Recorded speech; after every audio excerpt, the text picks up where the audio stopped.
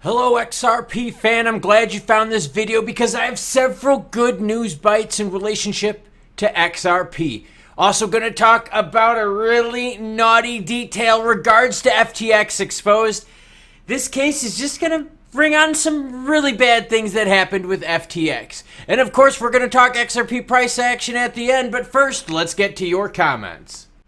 JustJim3687 is commenting about the video I did in regards to XRP price action being kind of meh in terms of the SEC losing the interlocutory appeal. JustJim says it's not junk because it's not a pump. It's just part of the process. Why are you so eager to go down the negative road? Oh, fear sells. No, fear doesn't sell. Hopium pumpers sell. News doesn't sell. But Jim, why are you so eager to defend poor performance? Ripple Labs, they win, interlocutory appeal gets denied, no price action that's really worth it? No. That's poor performance. No, come on, part of the process. Part of the process is not having great news go like unrewarded. That's bad. You're settling for being a loser. I don't like that. Jeremy Touche helping out the channel big, and thank you to Jeremy and everyone else, especially channel members recently that have donated super chats, super thanks to the channel, keeping this channel sponsor free so you get unbiased news coverage. Huge thank you to Jeremy. Klaus, I just want to show my appreciation to you for all the hard work that you do in keeping us protected. Your endless hours and dedication does not go unnoticed. I will continue to support this channel because it's worth it. If no one else tells you thank you, you deserve the most respect. Well, thank you, Jeremy. I greatly appreciate it. Now, Jeremy is doing the right thing, and I'm not talking about the donation. I'm talking about constantly asking good questions, asking about more information. What does this mean? Follow-up questions. You're welcome to ask questions down below in the comments. You guys know I get to them. Bitcoin's in at 27,416, ETH 1613.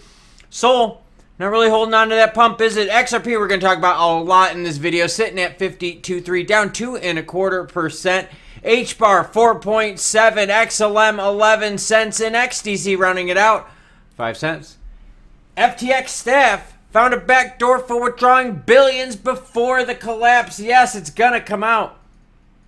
Just wanted to point out that there are few currently places in the code where Alameda gets special treatment in one way or another. Employee Jim Outen wrote in a May message to the Journal. At the time, Outen wrote for Ledger X. We got more. Prosecutors have alleged the Alameda special features included a buried line of code that enabled the hedge fund's balance to fall deep into the negatives.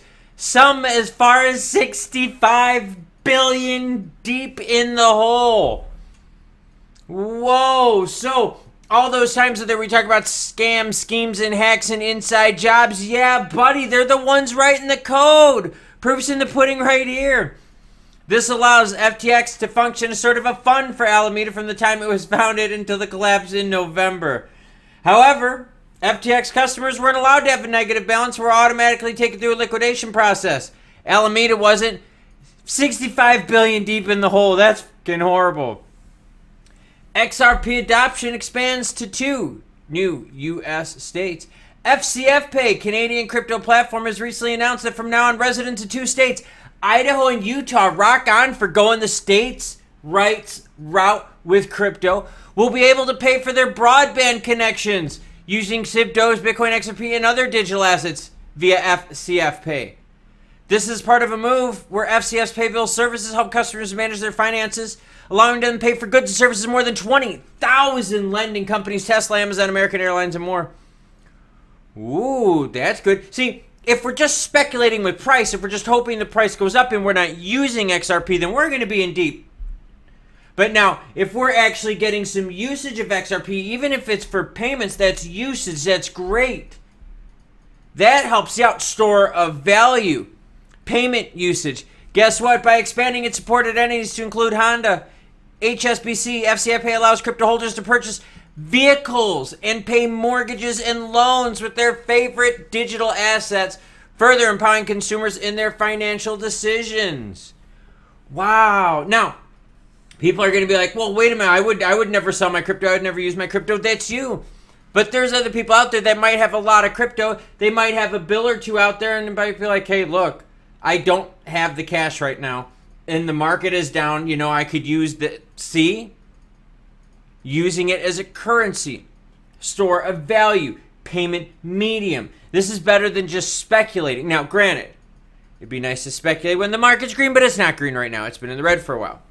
Okay, different visual here for the chart. What I wanted to highlight is this right here. August 16th. And what are we at right now, Garmin? We're at the 5th of October. So, I mean, look at this. About a month and a half. Sideways. Month and a half. Low volume. Torres pump, when we look back at it now, Torres pump volume really only lasted a couple days. In fact, the first 2 days were strong, and then day 3 and day 6 were strong, and then it was just nothingness from that point on. Look around here. Bottom. No big volume action for the proper party. SEC loses interlocutory appeal. No big volume here. The dry powder appears to be gone. Now, this isn't anything bad in regards to XRP or, XRP holders. This has to do with money around the world being the problem. There just does not seem to be any dry powder. Think about that. The Torres pump, look at that. Only 2 days of really big volume here, and now we're back at nothing. For instance, take the volume of yesterday. 1.21 billion. Compare that to Torres action. 7 billion the one day, 10 billion the other day. Now watch what happens. Let's blow this bad boy out a couple years here. Look at these numbers right here. Volume 146 billion, 75 billion, 74 billion, 94 billion, 79 billion. So, I mean, it's definitely a volume issue. I mean, 1.4 billion compared to 74, 90 billion. Dry powder just doesn't seem to be there. So in terms of XRP, what are we looking at now for the future, right? What could make us go green here instead of red? Well, interlocutory appeal is obviously not going to do it. Business development news really hasn't done it as of late. ETH has had a whole bunch of news out there, hasn't moved the price at all. That had to do with the ETF action. We got a government shutdown coming. Guys, it's not looking good. All right, for the foreseeable future, we've got pretty much all bearish events coming onto the market. And that's not me being negative. That's just me reflecting the news onto you. You have a decent chance of Jerome Powell hitting us with another quarter before the end of this year. We got credit problems that are showing up. We have student loans that are about to start firing up payment-wise.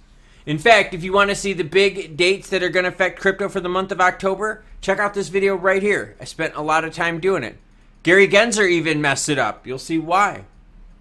What am I doing today? Well, I just finished a 1-hour run. Just did some editing. Recovery drink. You cool cats, though, have a great rest of your day.